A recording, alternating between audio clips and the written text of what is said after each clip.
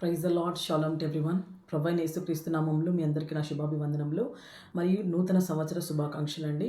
I wish you a very prosperous happy healthy new year 2024. హల్లెలూయా. ప్రభు అయిన యేసుక్రీస్తు నామంలో ఈరోజు యొక్క వాగ్దానం చూసినట్లయితే యెషయా గ్రంథము 41వ అధ్యాయము 10వ వచనం. భయపడకము, నేను దేవుడనై ఉన్నాను. హల్లెలూయా.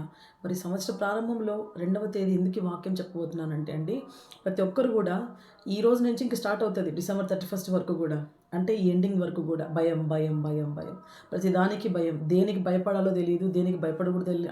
అంటే సిచ్యువేషన్స్ అలా వస్తుంటాయి లైఫ్లో.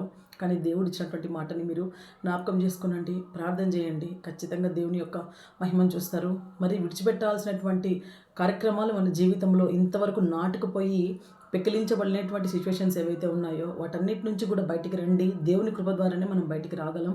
మన సొంత బలము, మన సొంత ప్రయత్నం సరిపోదండి. ఎప్పుడైతే మీరు సీరియస్గా డిసైడ్ అయ్యారో ఈరోజు నుంచి కొత్తగా బ్రతకాలి అని, దేవునికి మీ జీవితాన్ని సమర్పించండి. ఖచ్చితంగా దేవుడు తీసివేయలేనటువంటి సమస్య ఏది లేదు. సో మీ జీవితాన్ని ప్రభువైన యేసుక్రీస్తుకి సమర్పించుకోనండి. ఖచ్చితంగా ఒక కొత్త జీవితాన్ని ప్రారంభించండి. ప్రామిస్ చేయండి దేవుని దగ్గర. ఆ ప్రామిస్ నిలబెట్టుకోవడానికి కూడా దేవుని దగ్గర నుంచి శక్తిని పొందుకొని ఆశీర్వాదంగా ఉండాలని మనస్ఫూర్తిగా కోరుకుంటూ ఈ యొక్క వాక్యాన్ని దేవుడు దీవించను గాక. God bless you. ఆమేన్.